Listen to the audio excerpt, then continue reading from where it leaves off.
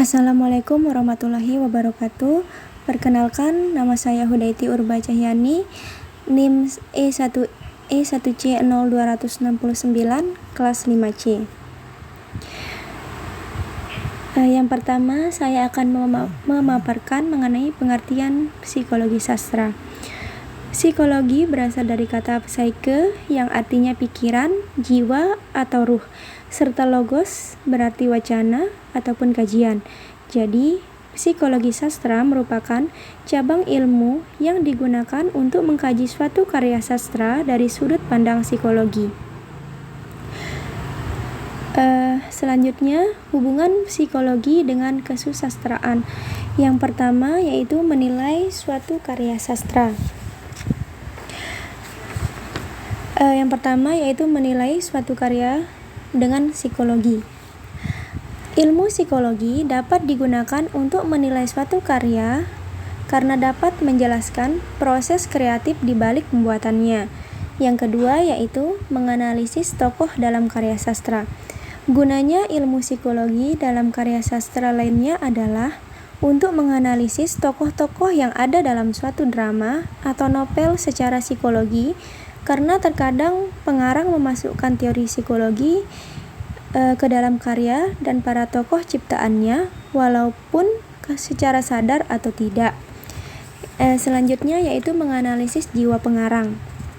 Pengarang memiliki jiwa yang berkaitan dengan karyanya, dan ilmu psikologi dapat digunakan untuk menganalisa bagaimana keadaan jiwa pengarang pada saat ia membuat karyanya tersebut. Selanjutnya, mengkaji konflik pada suatu cerita. Adanya konflik pada suatu cerita atau karya sastra berkaitan dengan perwatakan dan alur cerita yang perlu mendapatkan perhatian dan kajian secara menyeluruh untuk memahami karya tersebut. Yang terakhir yaitu menganalisa pengaruh karya sastra. Suatu karya sastra tentunya akan mempunyai pengaruh terhadap pembacanya, dan yang perlu dianalisa adalah apabila pengaruh tersebut dapat meninggalkan kesan mendalam pada para pembacanya dan menimbulkan dampak pada para pembacanya. Selanjutnya, mengapa karya sastra bisa dianalisis menggunakan ilmu psikologi? Karena di dalam sebuah karya sastra terdapat konstruksi kehidupan imajinatif yang di dalamnya terjadi peristiwa dan terdapat perilaku yang dialami dan dilakukan manusia sebagai tokoh cerita. Sedangkan psikologi merupakan ilmu pengetahuan yang mempelajari aktivitas atau tingkah laku individu dalam hubungan dengan alam sekitarnya. Selanjutnya, psikologi pengarang dan bentuk penerapannya dalam penelitian psikologi sastra. Menurut Jung, ada 4 faktor yang menyelimuti psikologis pengarang, yaitu yang pertama, pikiran. Pikiran bisa bermakna ilmu pengetahuan yang diserap dari buku atau pengalaman empiris dari masyarakat. Yang kedua, ada perasaan. Perasaan ini terkait dengan emosi. Yang ketiga, ada intuisi terkait dengan firasat, dan yang keempat yaitu sensasi.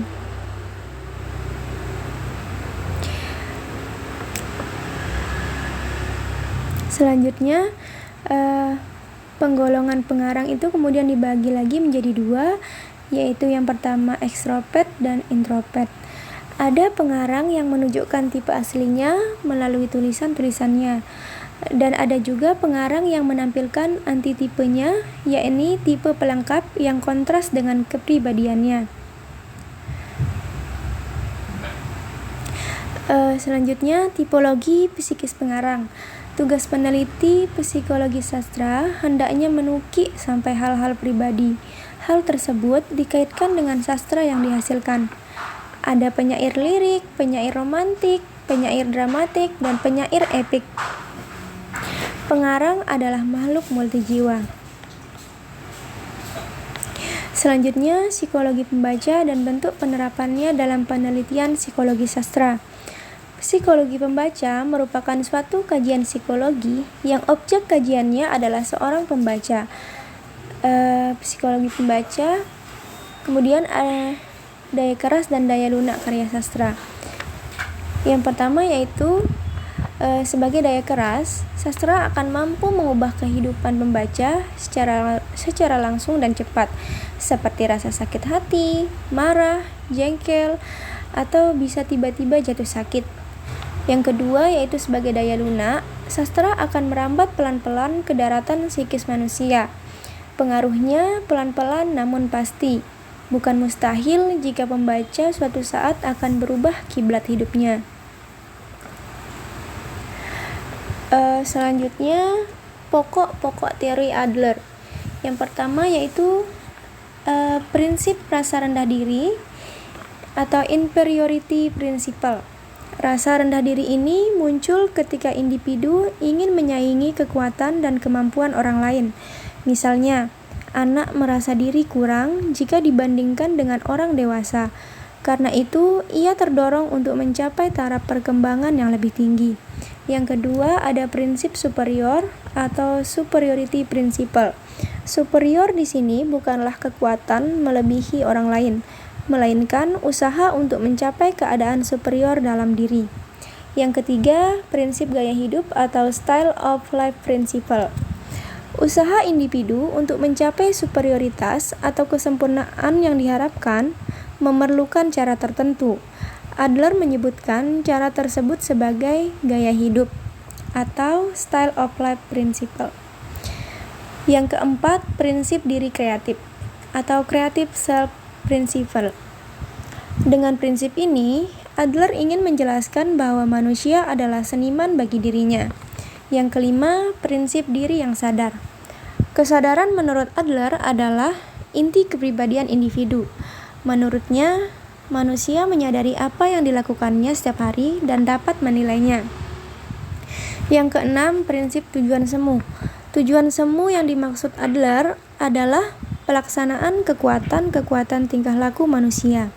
Yang terakhir ada prinsip minat sosial. Menurut Adler, manusia lahir dengan minat sosial yang bersifat universal.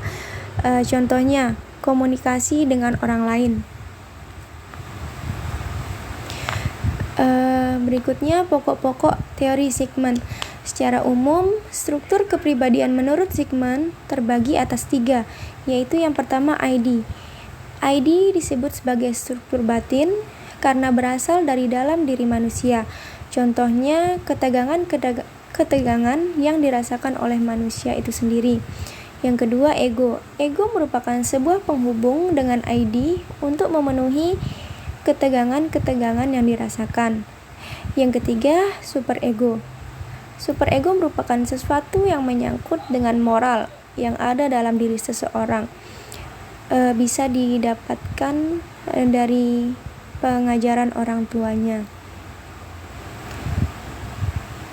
Berikutnya, contoh analisis cerpen menggunakan teori Sigmund. Di sini saya mengambil cerpen dan di sini ada kutipan dialog yang termasuk ke dalam teori Sigmund. Yang pertama ID, yaitu kutipannya berbunyi, "Shil, ke kantin yuk, lapar nih." Dialog tersebut menunjukkan struktur kepribadian ID dari tokoh Zahra karena adanya rasa lapar yang merupakan rasa yang timbul dari dalam diri manusia sejak lahir. Yang kedua ada ego. Di sini kutipannya berbunyi, "Aku menangis bersama hujan dan danau. Seakan-akan aku sedang berbagi kisah dengan cerita bersama alam." Dialog tersebut merupakan struktur kepribadian ego yang bertujuan untuk melepaskan ketegangan yang dirasakan. Yang terakhir ada superego. Di sini dialognya berbunyi, "Maafkan aku Ashila, perasaan ini tiba-tiba datang. Aku hanya bisa diam dan menulis semua ini dalam sebuah lembaran-lembaran kertas putih." Nah, kutipan dialog tersebut menunjukkan aspek moral yang dimiliki oleh tokoh Zahra karena meminta maaf terhadap asyila, sebab merasa bersalah. Demikian yang bisa saya sampaikan, kurang dan lebihnya saya mohon maaf. Wassalamualaikum warahmatullahi wabarakatuh.